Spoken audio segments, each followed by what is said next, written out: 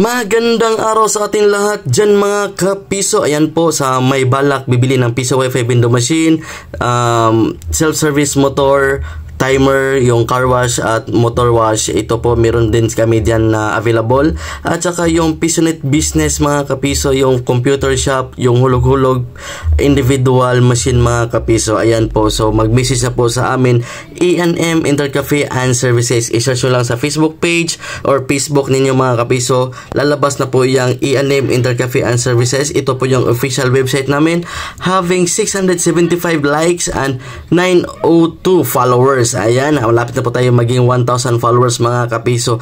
Ayan, sa may gusto ding manood ng ating kaunting tutorial about Piso Wi-Fi window machine, paano natin palalakasin at pagaganahin yung Piso Wi-Fi window machine, magpunta na po sa aming YouTube channel, E&M TV mga kapiso. Ayan po, having 3,025k subscriber.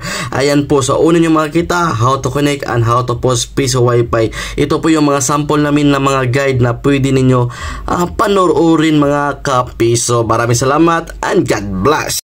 Meron kaming installation schedule ngayon mga kapiso. Ayan po, at yung sasakyan namin is doon lang namin pinarking sa may daan kasi yung daanan nila or yung ano dito, yung pathway is medyo makitid mga kapiso. Ayan po, so hindi makakadaan yung sasakyan namin.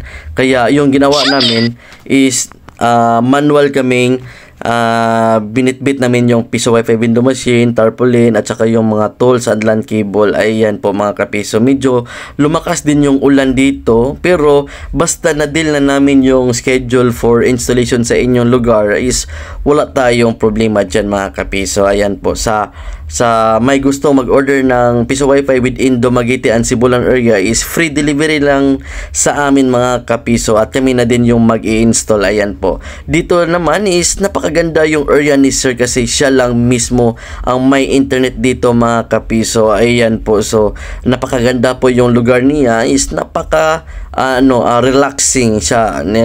Tingnan nyo mga kapiso, ayan po yung lugar niya, at saka yung mga kapitbahay niya is nasa gilid-gilid lang mga kapiso. So yan, makikita mo talagang profitable talaga ang area ni sir. Habang tumila yung ulan mga kapiso, kaya dinadali na namin maglatag at i-position yung mga LAN cable para doon sa from internet connection papunta sa window machine kung saan man ilalagay ni sir gusto ilalagay yung Piso Wi-Fi window machine niya. Ayan po yung overviewing po yung position at area ni sir. Ayan, so napakaganda talaga dito kasi siya lang po yung may internet connection sa area niya. At the same time is yung mga gustong ko-connect ng Piso Wi-Fi window machine is nakaka-internet at nakakatulong siya sa kaniyang kapitbahay mga kapiso para maging accessible yung internet connection. Ayan po, at the same time is nag-earning din mga kapiso. Ayan po yung Piso Wi-Fi natin dyan. Ayan po ang salarin ng builder. Kami po yung nagbi-build at talagang ma-assist ko talaga kayo kung ano yung problema ng Piso Wi-Fi window machine yung mga kapiso. Ito po yung LAN cable at saka yung outdoor antenna. Ayan, diba? Ang isusupply natin dito is outdoor antenna yung order ni sir, at maraming salamat and God bless.